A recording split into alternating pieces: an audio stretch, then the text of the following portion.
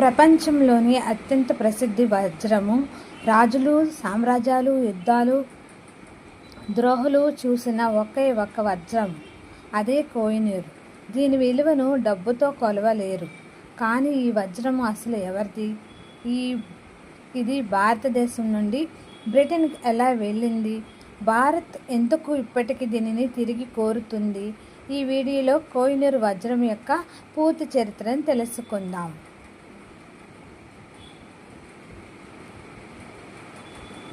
కోహినూర్ అంటే పర్షియన్ భాషలో వెలుగుల కొండ అని అర్థం.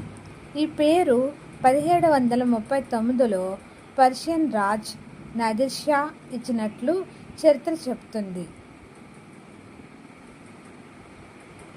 అయితే ఈ వజ్రం చరిత్ర మాత్రం దానికి ఎన్నో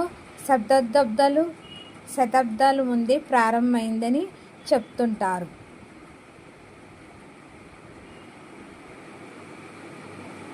అసలు ఈ కోహినూర్ వజ్రం అనేది ఎక్కడ దొరికింది అనేది తెలుసుకుందాము. చరిత్రకారుల అభిప్రాయం ప్రకారము కోహినూర్ వజ్రము ఆంధ్రప్రదేశ్లోని కొల్లూరు వజ్రాల గనిలోని కృష్ణా నది ఒడ్డున లభించింది. ఆ కాలంలో ఈ ప్రాంతం ప్రపంచంలోని అత్యంత ప్రసిద్ధ వజ్రాల గనిగా పేరుకుంది. అప్పుడు భారతదేశంలోని గోల్కొండ వజ్రాలు ప్రపంచవ్యాప్తంగా ఎంతో ప్రసిద్ధి చెందాయి. కోహినూర్ కూడా ఆ గనుల నుంచి వెలుగులోకి వచ్చిందని ఎక్కువ మంది చరిత్రకారులు భావిస్తున్నారు.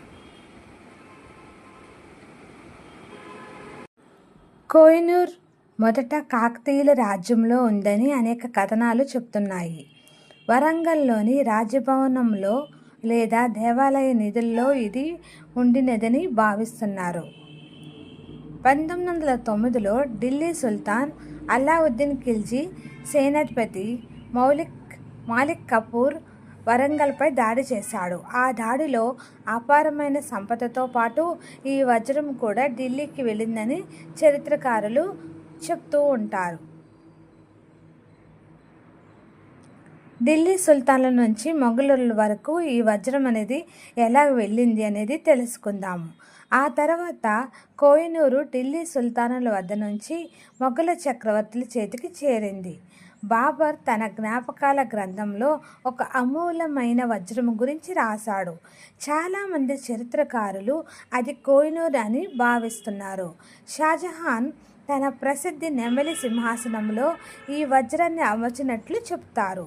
ఈ వజ్రం రాజసింహాసనానికి మరింత వైభవాన్ని తీసుకువచ్చిందని చరిత్రకారులు చెప్తుంటారు.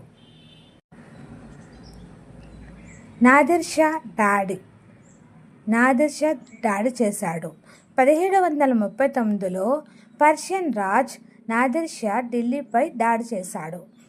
ఢిల్లీని దోచుకుని అపారమైన సంపదతో పాటు నెమలి సింహాసనాన్ని కూడా తీసుకువెళ్ళాడు.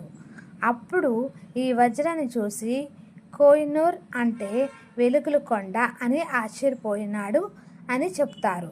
అప్పటి నుంచి ఈ వజ్రము ప్రపంచవ్యాప్తంగా కోహినూర్ పేరుతో ప్రసిద్ధి చెందింది. దీనికి కోహినూర్ అని పేరు పెట్టింది నాదిర్ షా. ఈ వజ్రం చూసినప్పుడు ఎంత వెలుగులతో ఉంది అని అప్పుడు ఆయన కోహినూర్ అని పేరు పెట్టడం జరిగింది.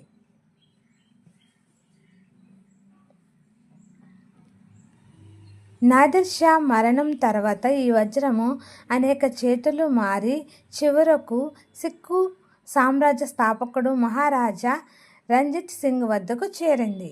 రంజిత్ సింగ్ ఈ వజ్రాన్ని ఎంతో గౌరవంగా కాపాడేవాడు. తన మరణానికి ముందు దీనిని ఒక హిందూ దేవాలయానికి దానం చేయాలని కోరుకున్నాడు. కానీ కొన్ని చారిత్రక కథనాలు చెప్తున్నాయి, కానీ అది జరగలేదు. అసలు బ్రిటన్కి ఎలాగ వెళ్ళింది అనేది మనం ఇప్పుడు తెలుసుకుందాము.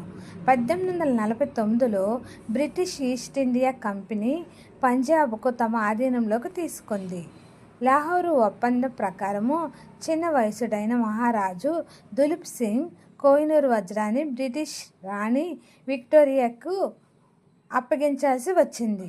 1850లో ఈ వజ్రాన్ని ఇంగ్లాండ్కు తీసుకువెళ్ళారు. తర్వాత దీన్ని మళ్ళీ కట్ చేసి చిన్నదిగా మార్చారు. ప్రస్తుతం దీని బరువు 105.6 క్యారెట్లు మాత్రమే. ప్రస్తుతం కోహినూరు ఎక్కడ ఉందో ఇప్పుడు తెలుసుకుందాం. ప్రస్తుతం కోహినూరు వజ్రం బ్రిటన్లోని లండన్ టవర్లో బ్రిటిష్ రాజ కుటుంబానికి చెందిన కౌంట్ జూవిలిస్లీలో భద్రంగా ఉంది. ప్రతి సంవత్సరం లక్షలాది మంది పర్యాటకులు దీన్ని చూడడానికి వస్తారు. భారత్ ఎందుకు తిరిగి కోరుతుంది అనేది మనము ప్రశ్న. ఇప్పుడు మనం దాని గురించి తెలుసుకుందాం. భారతదేశంలో అనేక సార్లు కోహినూర్ని తిరిగి ఇవ్వాలని బ్రిటన్ని కోరింది. ఇది వలస పాలన సమయంలో అన్యాయంగా తీసుకువెళ్ళబడినదని భారతదేశం వాదిస్తుంది.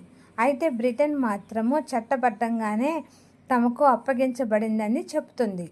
ఇదే వివాదం ఇప్పటికీ కొనసాగుతుంది. ముగింపు. కోహినూరు వజ్రము ఒక రత్నం కాదు.